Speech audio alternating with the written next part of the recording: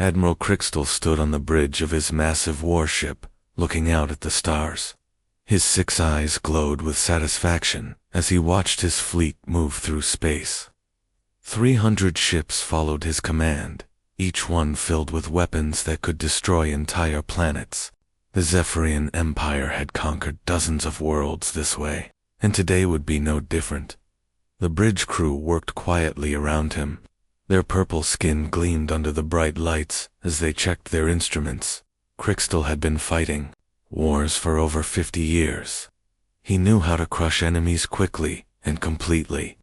"Admiral," called out his communications officer, "we are getting strange readings from the target system."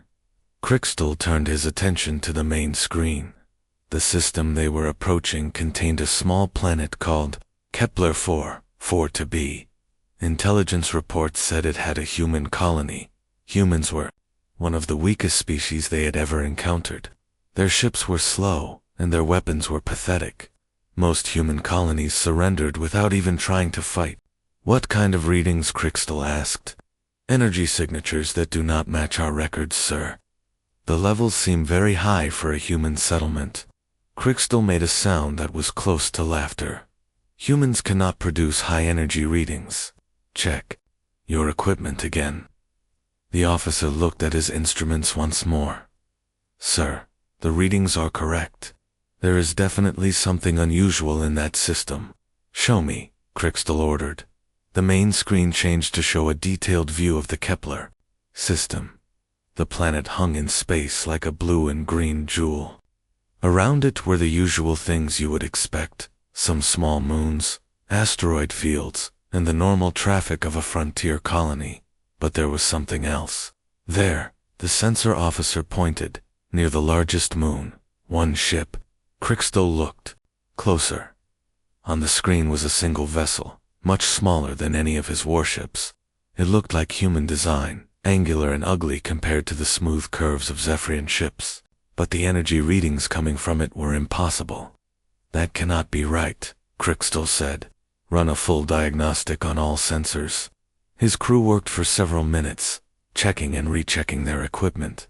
Finally, the sensor officer looked up with confusion in his eyes. "Sir, all systems are working perfectly. That human ship is really producing those energy levels." Crystal studied the image. He had fought humans before. Their largest warships were barely the size of his smallest escort vessel. Their weapons could not even scratch Zephyrian armor, and their shields failed after just a few hits. "Perhaps they found some old technology," he said finally. "Or maybe they are trying to trick us with false readings." Commander Velthor, his second-in-command, stepped forward. "Should we be concerned, Admiral?" "Concerned?" Crystal's voice carried amusement. "About humans. I have destroyed human fleets 10 times larger than this single ship. No, Commander. This will be like all the others, quick and easy." But something bothered him about the readings. In all his years of conquest, he had never seen a human ship produce energy signatures like these. The numbers on his screen said that single vessel was putting out more power than some of his heavy cruisers. "Orders, sir?" asked his tactical officer. Crystal thought for a moment. Standard procedure was to demand immediate surrender. Most species gave up when they saw the size of his fleet. Those that did not were usually destroyed within hours. "Open a channel to the human colony," he commanded. "Let them know they have one chance to surrender before we begin our attack." "Channel open, sir." "Attention human settlement." Crystal spoke in the common galactic language. "This is Admiral Crystal of the Zephyrian Third Fleet. Your planet is now under our control. You will surrender immediately or face complete destruction. You have 10 minutes to respond." The bridge fell silent as they waited for a reply. Usually, human colonies responded within seconds, begging for mercy or offering to negotiate. But this time, the minutes passed with no answer. "Sir, the communications officer said nervously. "We are receiving a response." "Put it through." The voice that came through the speakers was calm and clear. It spoke in perfect galactic standard, with no fear or panic. Admiro Kriegstau. This is Captain Jake Morrison of the United Terran ship Retribution. You are in violation of Terran space. Remove your fleet immediately, or face the consequences. The bridge erupted in surprised voices. Several officers made sounds of disbelief. Kriegstau himself stared at the communication panel. Did that human just threaten us? Commander Velfer whispered. Kriegstau found his voice. Human Captain, you seem to misunderstand the situation. We have 300 warships. You have one small vessel. Surrender now, or we will destroy you. The response came back immediately, still calm and confident. Admiral, you seem to misunderstand something much more important. This is your final warning. Leave now. Kriegstau felt anger building in his chest. In 50 years of conquest, no species had ever spoken to him this way, especially not humans. Tactical, he barked. Target that human ship. Prepare to fire. Sir, his tactical officer said hesitantly, should we not be more careful? Those energy readings, are probably fake, Kriegstau finished. Humans are known for their deception, but they are also known for dying easily. Target acquired. Yes, sir. Fire a warning shot. Let them see what real weapons can do. One of his escort ships fired a plasma bolt toward the human vessel. It was not aimed to kill, just to show the humans how outmatched they were. The bright energy blast streaked across space toward the lone ship, but something strange happened. The human ship did not try to dodge. It did not raise shields. It simply sat there as the plasma bolt struck its hull, and nothing happened. The blast that should have crippled the human vessel simply disappeared against its hull. No damage appeared on their sensors. No hull breach. No power loss. Nothing. What just happened? Kriegstau demanded. His tactical officer stared at his instruments. Sir, the plasma bolt had no effect. The human ship absorbed the entire blast. That is impossible. I am reading the same thing, sir, confirmed the sensor officer. Their hull shows no damage at all. For the first time in decades, Admiral Kriegstau felt something he had almost forgotten, uncertainty. He looked at the small human ship on his screen and wondered if perhaps they had made a mistake. But he was a Zephyrian admiral. He commanded the Third Fleet of the Empire. He would not be intimidated by a single human vessel, no matter how strange its defenses might be. All ships, he commanded, prepare for full assault. We will show these humans what happens when they defy the Zephyrian Empire. Captain Jake Morrison sat in his command chair aboard the UTS Retribution, watching the alien fleet spread out across his view screen. 300 ships, an impressive sight by any standard. But Jake had seen the intelligence reports. He knew exactly what these Zephyrians were capable of, and more importantly, what they were not. Captain, called out Lieutenant Amy Chen from the communications station. The alien admiral is broadcasting attack orders to his fleet. Jake nodded calmly. How many ships are moving into attack formation? All of them, sir, replied Lieutenant Commander Lisa Hayes from the tactical station. They are arranging themselves in standard Zephyrian assault pattern. Looks like they plan to hit us from 6 different angles. Interesting, Jake said, stroking his chin. And how long until they are in firing position? Approximately 4 minutes, Captain. Jake turned to his chief engineer. Ben, how are our systems looking? Chief Engineer Ben Parker grinned from his station. All green, Captain.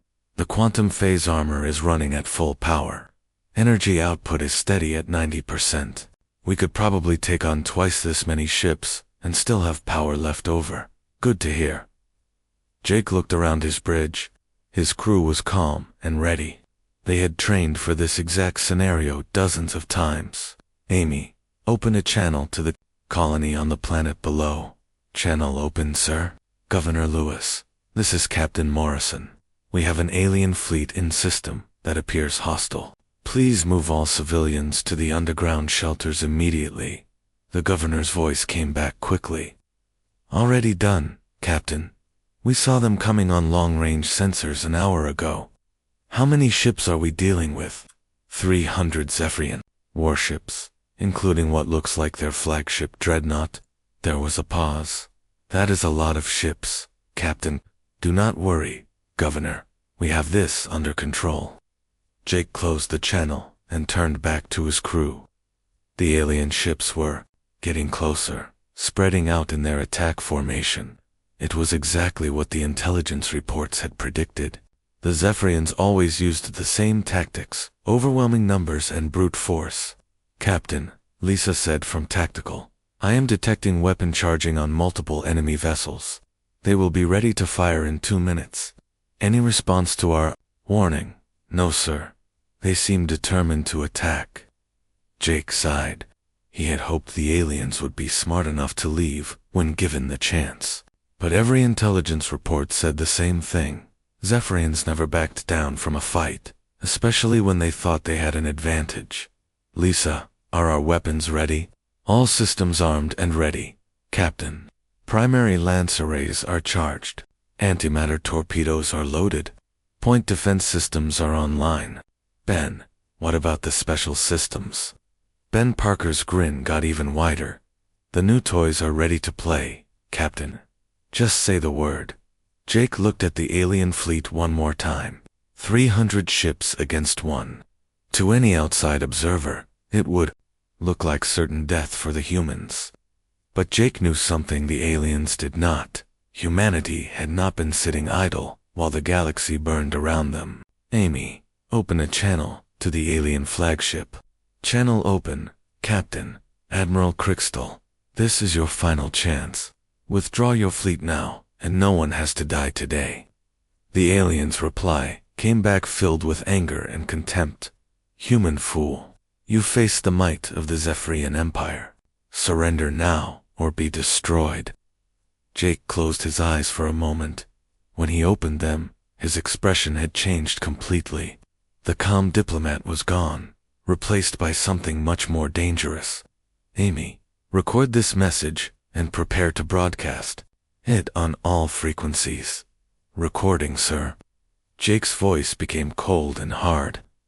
To all Zephyrian vessels, you have chosen to attack a human colony and threaten innocent civilians. This aggression will not be tolerated. You have been warned. He paused, then continued. Let the record show that we gave you every opportunity to leave peacefully. What happens next is your choice.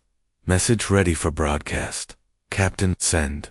It then cut all communications with the alien fleet. The bridge fell silent, except for the quiet hum of the ship's systems. On the main screen, the Zephyrian ships were almost in position. Jake could see weapon ports opening on dozens of vessels. Energy readings spiked as plasma cannons and quantum torpedoes prepared to fire. Captain, Lisa reported, enemy ships are locking weapons on us. Multiple targeting systems active. Let them lock on, Jake said calmly. Ben, bring all defensive systems to full power. Shields at maximum, Captain. Quantum phase armor is active. Hull integrity at 100%. Sam, Jake called to his navigator. Are you ready? Navigator Sam Johnson looked up from his console. All courses plotted and ready, Captain. We can move to any position you want in less than 3 seconds. Outstanding. Jake looked around his bridge one more time. All stations report ready. Tactical ready, sir. Engineering ready, Captain. Navigation standing by. Communications ready, sir. Medical bay prepared for combat operations, Captain, added Dr. Kate Brown over the intercom. Jake nodded. Everything was as it should be. His ship was ready. His crew was ready. And the aliens were about to learn a very hard lesson about what happened when you threatened human civilians. Captain, Lisa announced, enemy ships are firing. The main screen lit up with dozens of energy blasts. Plasma bolts, quantum torpedoes, and particle beams all streaked toward the Retribution. It was enough firepower to destroy a small moon. All weapons impact in 10 seconds, Lisa reported. Steady as she goes, Jake ordered. Let them see what human engineering can do. The alien weapons struck the Retribution from all sides. The ship was completely covered in explosions and energy discharges. For several seconds, the human vessel disappeared completely behind a wall of destructive force. When the light faded, the Retribution hung in space exactly where it had been before. Not a single scratch marked its hull. Its shields had not even flickered. Damage report, Jake asked, though he already knew the answer. No damage, Captain, Ben reported cheerfully. The quantum phase armor absorbed everything they threw at us. Actually, our power levels just went up by 5%. Jake smiled coldly. The armor absorbed their energy and converted it to power. Exactly as designed, sir. On the main screen, Jake could see confusion among the alien ships. They had thrown everything they had at one small human vessel, and it had done absolutely nothing. Captain, Amy reported, we are receiving multiple confused transmissions from the alien fleet. They do not understand what just happened, I imagine. They do not. Jake stood up from his command chair. Lisa, target the lead squadron of enemy fighters. Show them what human weapons can do. Targets locked, Captain. Fire. The Retribution's weapons fired with deadly precision. Beams of pure energy lanced out from the human ship, each one finding its target with impossible accuracy. The lead squadron of Zephyrian fighters simply ceased to exist. One moment they were there. The next moment, there was nothing but empty space and scattered atoms. Admiral Crystal stared at his tactical display in complete shock. 12 of his best fighters had been destroyed in less than 2 seconds. The energy signatures from the human weapons were unlike anything in his databases. What kind of weapons are those? He demanded. His tactical officer's voice shook as he replied, I do not know, sir. The energy readings are off our scales. It appears to be some kind of gravitic lance technology, but far more advanced than anything we have seen. On the Retribution's bridge, Lisa Hayes watched her targeting display with satisfaction. Direct hits on all targets, Captain. No survivors. Excellent. Shooting Lisa, Jake replied. What is the status of the remaining enemy ships? They have stopped advancing, sir. I think we got their attention. Jake looked at the main screen. The alien fleet had indeed stopped moving forward. Many ships were now backing away from the human vessel. He could imagine the panic on their bridges as they tried to understand what had just happened. Ben, how are our power levels? Chief Engineer. Ben Parker checked his readings. Still climbing, Captain. Every shot they fire at us makes us stronger. The quantum phase armor is working better than we hoped, and our weapons, ready for continuous fire, sir. We have enough antimatter torpedoes to destroy their entire fleet twice over. Jake nodded. The Retribution had been designed specifically to fight large numbers of enemy ships. Every system on the vessel was built around the idea of taking on overwhelming odds and winning. Amy, are we receiving any communications from the alien fleet? Multiple channels, Captain. Most of them sound very confused and frightened. Put the Admiral through. Admiral Crystal's voice came over the speakers, no longer confident in commanding. Human ship, what kind of weapons are you using? This technology is impossible. Jake's reply was calm and matter-of-fact. Admiral, I warned you to leave. You chose to attack instead. Now you see the consequences of that choice. But your ship is tiny. How can you have such powerful weapons? Size is not everything, Admiral. Sometimes it is better to build smart than to build big. There was a long pause before Crystal spoke again. We demand to know how you developed this technology. Jake almost laughed. You demand? Admiral, you are in no position to demand anything. You attacked us, remember. On his bridge, Admiral Crystal was losing control of the situation. His officers looked at him with growing fear and uncertainty. The humans had destroyed an entire fighter squadron without taking any damage themselves. Worse, Their ship seemed to be getting stronger with each attack. Sir, his communications officer reported, several ship captains are requesting permission to withdraw. Withdraw, Crystal roared. We are the Zephyrian Third Fleet. We do not withdraw from humans. But even as he said it, Crystal knew something was very wrong. In 50 years of conquest, he had never encountered weapons like these. The human ship's defensive systems were equally impossible. Nothing in the galaxy should be able to absorb that much energy and convert it to power. Commander Velthar, he called to his second-in-command. What do our intelligence files say about human military technology? Velthar checked his datapad. According to our records, human weapons are primitive plasma-based systems. Their ships use basic fusion reactors, and their armor is simple metal alloys. They should not be capable of what we just witnessed. Then our intelligence is wrong. It appears so, sir. Crystal made a decision that went against everything he had been taught. All ships, pull back to maximum weapons range. Do not engage the human vessel until we understand what we are dealing with. But Captain Morrison was not going to let them regroup. Sam, bring us about. Move us closer to their main battle group. Navigator Sam Johnson worked his controls. Course laid in. Captain, we will be in close range in 30 seconds. Lisa, prepare a full spread of antimatter torpedoes. Target their heavy cruisers. Torpedoes armed and ready, Captain. The Retribution moved forward with fluid grace, closing the distance to the alien fleet. As it approached, several Zephyrian ships opened fire again, hoping to find some weakness in the human vessel's defenses. The energy blasts struck the Retribution's hull and were absorbed, just as before. The ship's power levels climbed even higher. Ben, Jake called out, how much more energy can we absorb?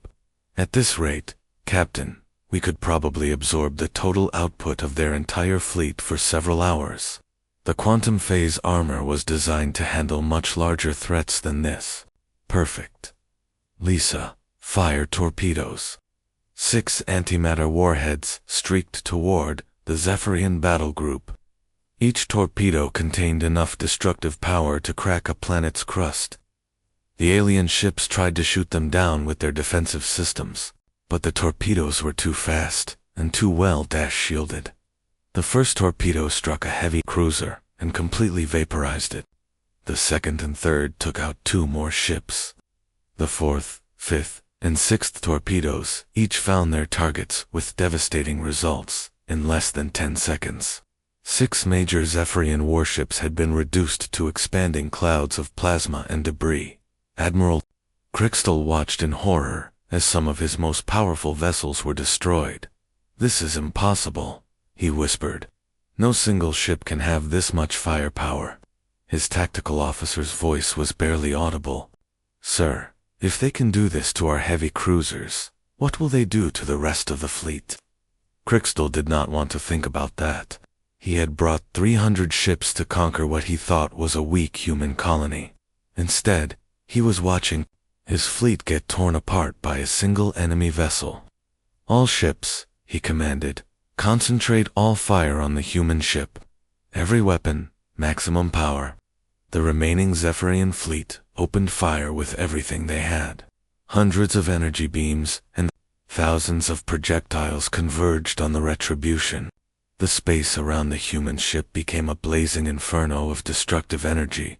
On the Retribution's bridge, the crew watched calmly as their ship absorbed the massive attack. Power levels now at 115%, Ben reported. All systems operating perfectly. They are making us stronger, Lisa observed.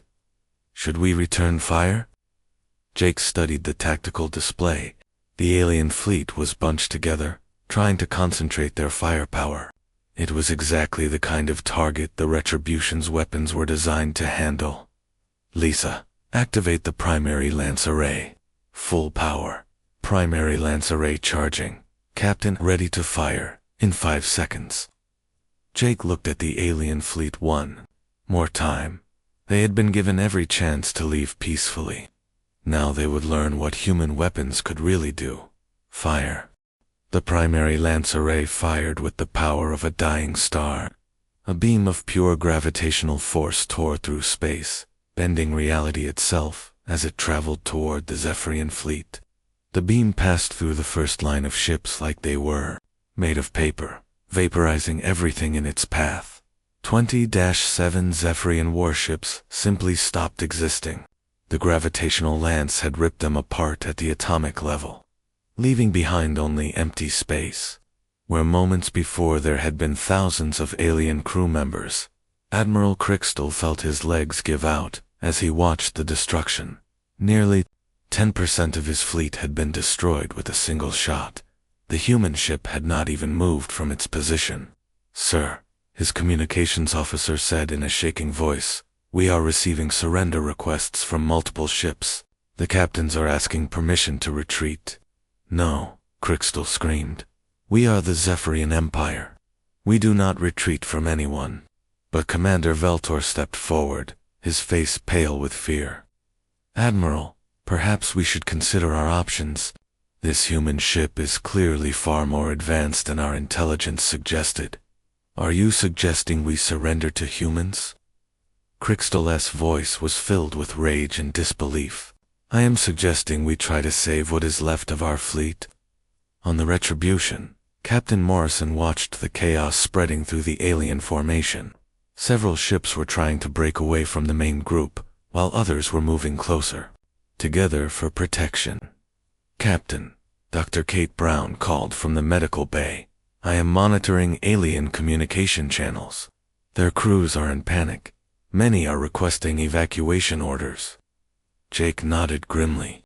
He took no pleasure in the destruction, but the aliens had made their choice when they decided to attack a human colony. "Amy, open a channel to the alien flagship."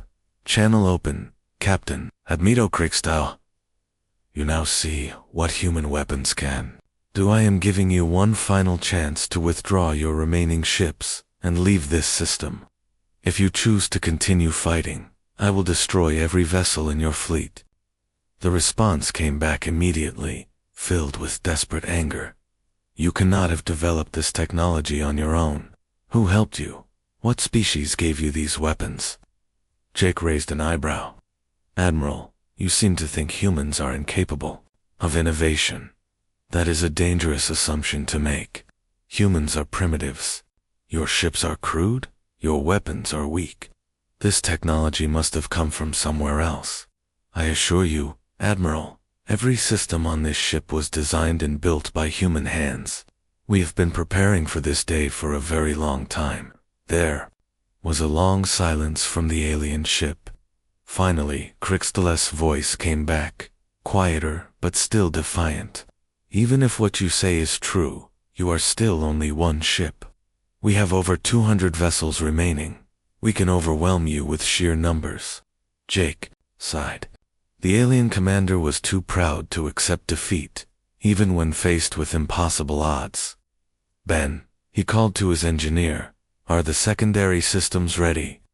Ben Parker's face lit up with excitement. "All ready, Captain.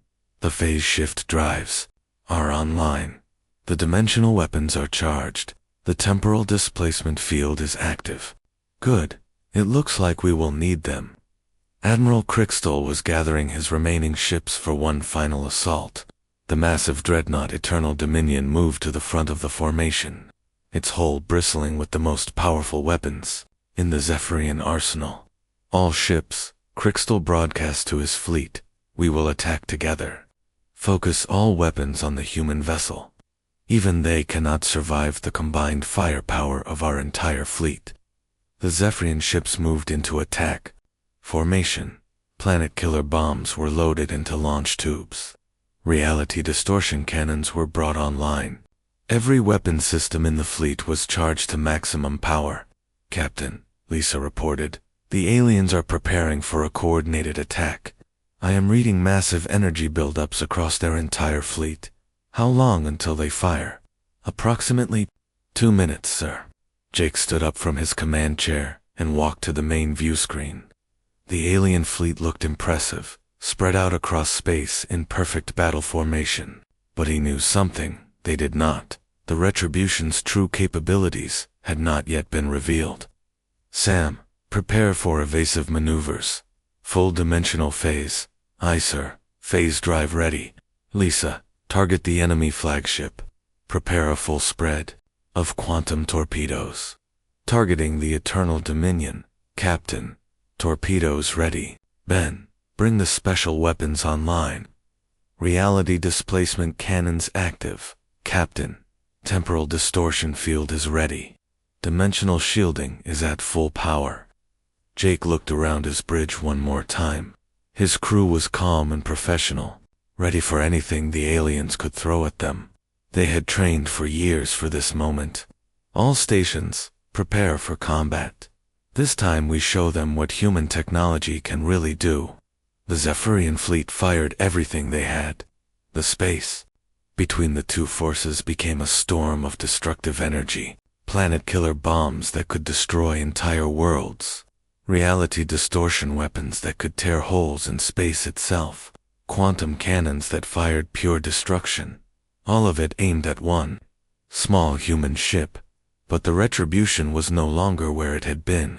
The moment the aliens fired, the human vessel phase shifted into another dimension. The massive alien attack passed harmlessly through empty space, striking nothing but vacuum. Where did they go? Crystal screamed at his sensors officer. I do not know, sir. They just disappeared from all our instruments. The Retribution reappeared directly behind the alien flagship, having moved through dimensions that the Zephyrians did not even know existed. The human ship was now close enough that Jake could see individual weapon ports on the enemy vessel. Lisa, fire quantum torpedoes. Full spread, firing now. Captain. The torpedoes struck the Eternal Dominion's rear shields at point-blank range. The massive dreadnought's defenses, designed to withstand the most powerful conventional weapons, collapsed instantly under the assault of quantum warheads. But the torpedoes were just the beginning. Lisa, fire the reality displacement cannons. The Retribution's special weapons activated, tearing holes in the fabric of space itself. The displacement cannons reached through multiple dimensions to strike their target from angles that should not have existed. The Eternal Dominion, pride of the Zephyrian fleet, began to come apart. Its hull cracked along impossible lines as reality itself bent around the human weapons. Internal explosions rippled through the massive ship as its own. Power systems were turned against it. Admiral Crystal felt his flagship shaking apart around him. Emergency alarms screamed throughout the bridge as systems failed one by one. All hands abandon ship, he ordered, but it was too late. The reality displacement weapons had damaged the very structure of space around his vessel. There was nowhere to run. The Eternal Dominion exploded in a flash of light that could be seen from the planet below. The flagship of the Zephyrian Third Fleet was gone, taking Admiral Crystal and 3,000 crew members with it. The remaining alien ships stopped firing and began to scatter in all directions. But Captain Morrison was not finished with them yet. The surviving Zephyrian ships scattered in all directions, their crews desperate to escape the nightmare that the human vessel had become. But Captain Morrison was not going to let them spread word of what they had seen here. Not yet. Sam, pursue the fleeing vessels. We cannot allow any of them to reach Zephyrian space with intelligence about our capabilities. Navigator Sam Johnson worked his controls with practiced efficiency, setting intercept courses. Captain, the phase drive will let us catch them easily. The Retribution moved through space like a hunting predator, appearing and disappearing as it shifted between dimensions. Each time it materialized, another alien ship died. The human vessel's weapons struck with surgical precision, leaving no survivors and no intact technology that could be studied. Within an hour, the entire Zephyrian Third Fleet had been destroyed. 300 ships and nearly 500,000 crew members all gone.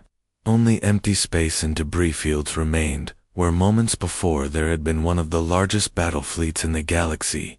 Captain Morrison stood on his bridge, looking out at the destruction. It gave him no pleasure, but it had been necessary. Humanity's secret had to be protected until the right moment. Amy, open a channel to the colony below. Channel open, Captain. Governor Lewis, the threat has been eliminated. All alien vessels have been destroyed. Your people are safe. The governor's voice came back, filled with relief and amazement. Thank you, Captain Morrison. We watched the battle from our shelters. I have never seen anything like it. How did one ship destroy such a large fleet? Trade secrets, Governor. I am afraid I cannot discuss the details. Of course, Captain. Will you be staying in system for a few more hours to make sure no other threats appear? Then we will return to patrol. Jake closed the channel and turned to his crew. Outstanding work, everyone. Lisa, prepare a detailed battle report for command. Ben, how are our systems? All green, Captain. The quantum phase armor performed perfectly.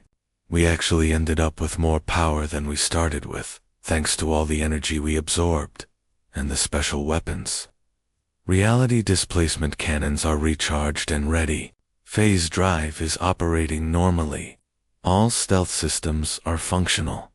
Jake nodded with satisfaction. The Retribution had passed its first real combat test with flying colors. But more importantly, humanity's secret was still safe.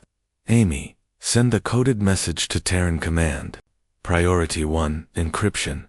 Ready to transmit, Captain. Message begins. Phase 1 complete. Zephyrian fleet eliminated with no survivors. Human technology remains classified, ready to proceed to Phase 2. Message ends. As the communication went out, Jake thought about what would happen next. The Zephyrian Empire would eventually notice that their third fleet had disappeared. They would send investigators to find out what happened. When those investigators failed to return, they would send larger fleets. But humanity would be ready for them.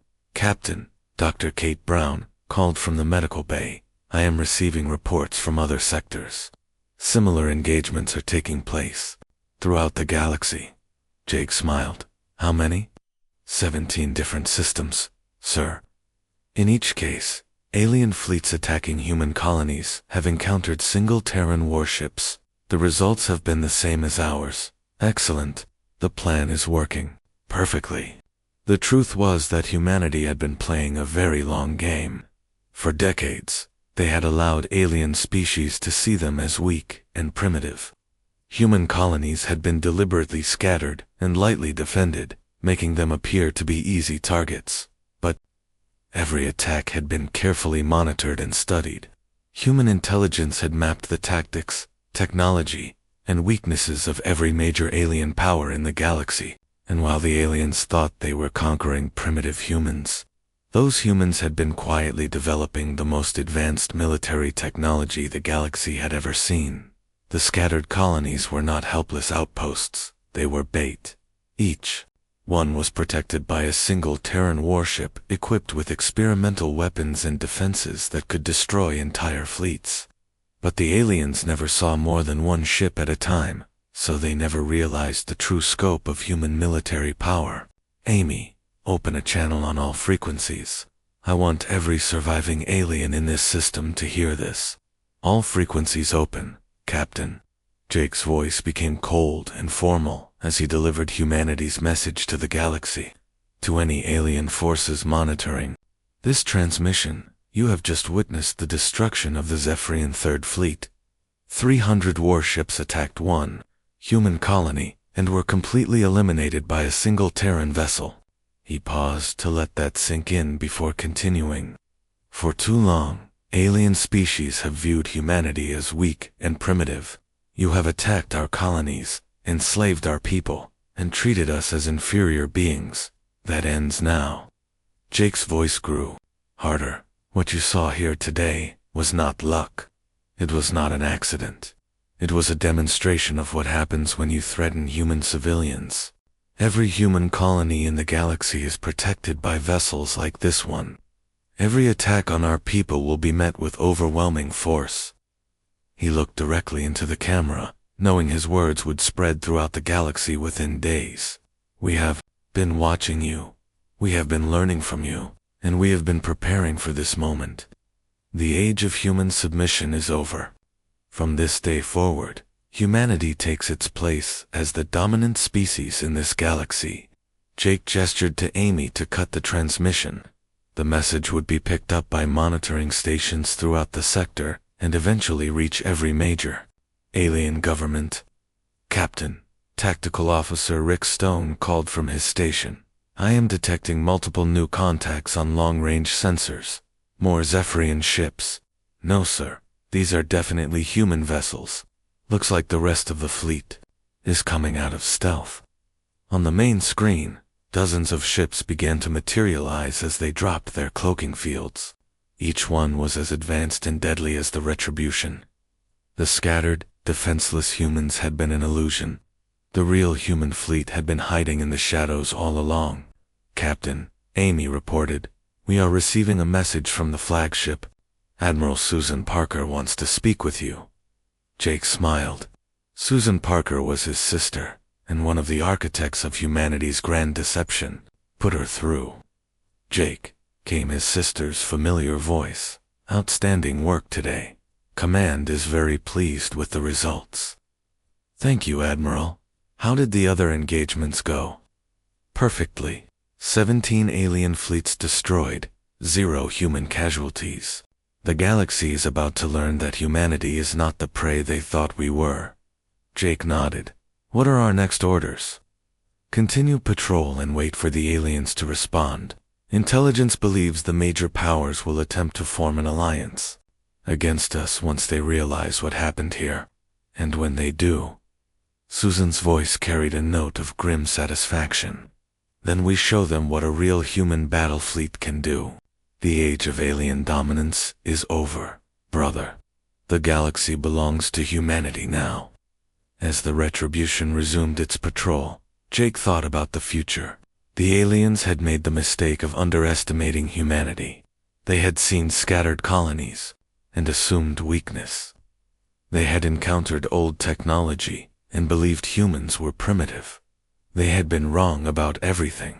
Humanity had been preparing for this war for generations, developing weapons and tactics specifically designed to counter every known alien threat. The scattered colonies were actually forward bases.